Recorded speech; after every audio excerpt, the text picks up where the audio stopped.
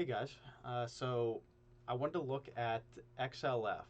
XLF is Spider SPDR's version of the financial sector. And so what we're going to do now is we'll just zoom in to see from 2021 to today. So this is roughly like a two and a quarter year chart, broken down by week, and as expected, it has fallen off a cliff. So this would have been a great one to short off, but we didn't realize it at the time. But then, of course, everything with the banking industry kind of falling apart, especially with those like regional banks, it really hit the fan. So it was trending upward, but we can now just remove those lines since that is no longer the case. And we're actually nearing uh, an optimal buy point. We're only about $1 off, give or take. Um, I don't see this one changing anytime soon, seeing how drastically it fell. However, because we're kind of in the accumulation point right now, I'll probably just be in accumulation mode for this, at least for a short period until I kind of get over the NVIDIA short disaster that I came up with. So for this one, you know, at least looking at the numbers here, uh, in terms of our like pricing points that we found, 30 seems like it's a good time to buy it. Uh, I realize it might fall even lower than that, and it I don't see why it wouldn't fall lower than that. It seems like the the bleeding has lessened over the past week. Uh, that said, it's still dropping a lot very fast.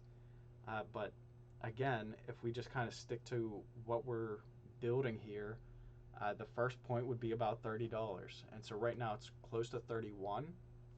So how I would play this is I'm probably going to buy a couple shares around 30. If it drops lower and I catch it, I'll probably add on to the position because at this point, going from 30 to 40, I mean, that's 25% gain. I don't know how quickly it can recapture that, but that's definitely in the realm of possibility.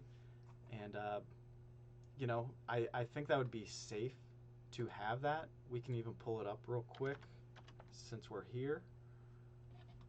If we go to XLF, the holdings in this one, let's see what we have. Uh, they have the bigger banks, which are less likely to fall. I mean, they have J.P. Morgan, Berkshire, which I'm not sure why they're considering that a financial sector because they're not a bank, but uh, Bank of America here. Not too familiar with I'm assuming this is Goldman Sachs, Schwab's, uh, BOK. Is that BlackRock? Yeah, that's BlackRock. Okay. I mean, so most of their holdings are in the bigger banks, but clearly a lot of the smaller banks have a big impact on this. Probably the other 40 some percent are in those smaller banks. So it does make sense that this is dropping so fast. I think it'll rebound uh, maybe in the next quarter or two once this kind of gets resolved in the next over the course of the year. But this one seems like it makes sense, at least to me, to consider buying it at 30. That's probably what I'll do, is just look into purchasing this one. So where are we at? We have the financial sector here. So currently it's at 31. And so it's nearing that buy point. So I'm just going to mark this in as uh, a buy. So we'll just make that green for us. And I realize it's a falling knife right now, as some people would say. Uh, so yeah, I'll just be patient on this one because I feel like we will have time to catch it even lower. That said, I probably won't go all in on this one. It would just be, one or two shares. If it keeps falling, maybe add one or two more, and we'll just kind of play it very conservative like that.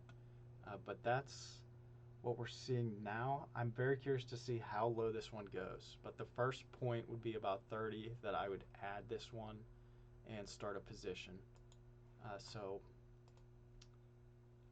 Let's see. So just showing this one more time. Excel Financial right here, and we can just change that to today's date. So let me know what your thoughts are. Where would you want to buy this one? And how far do you think this one will go in terms of price? And other than that, please like, subscribe, and share your comments in the comment section below. I'll talk to you on the next one. Bye.